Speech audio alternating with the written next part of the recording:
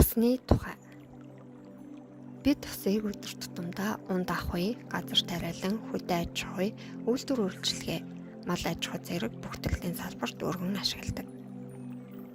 Иймээс эндээс ус хэрэглэгч болон ус ашиглагч гэсэн ойлголт гардаг. Ус хэрэглэгч гэж хэнийг хэлэх вэ? Өдөр тутмын унд авахыг, гэр бүлийн мал аж ахуй, гэр бүлийн хэрэгцээний газар тариалан зэрэгт ашиг олох зорилгогүйгээр усыг хэрэглэж байгаа хэрэглэгчийг ус хэрэглэгч гэнэ.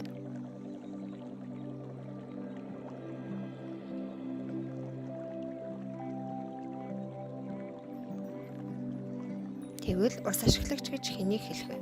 Ашиг олох зорилготой газар тариалан, алтны, нүүрсний зэрэг бүх төрлийн уул уурхай, үйлдвэрүүд, мөн цайны газар, ресторан, гуанз, талах, нарийн бор зэрэг хүнсний үйлдвэрлэл, машин угаалга, бүх төрлийн эрчим хүчний станц, үйлдвэрүүд, барилга ухсралт зэрэг ашиг олох зорилгоор үйлдвэрлэл үйлчилгээндээ усан орчин ашиглаж буй иргэн аж ахуй нэгж байгууллагыг ус ашиглагч гэнэ.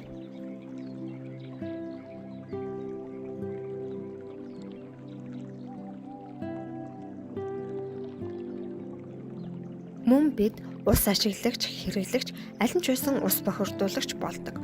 Учир нь бидний усны хэрэглэнээс хаягдл бохир ус өдөр бүр гарч байна. Гэхдээ бохир усыг хүмүүс янз бүрээр нэрлэдэг. Энэ бүгд нь харин хоорондоо адилхан уу ялгаатай бол мэдээж ялгаатай. Бидний өдөр тутамдаа хайж байгаа бохир усыг саарал ус, шар ус, хар ус, бор ус гэж ангилдаг.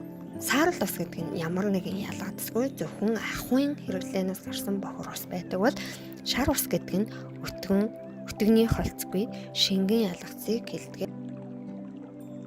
Харин хар ус гэдэг нь усаар шингэлсэн өтгөн шингэн ялгацтай шингэнийг хэлдэг бол бор ус гэдэг нь усаар шингэлэн зайлуулсан өтгөн ялгацтай хаягдл усыг хэлдэг.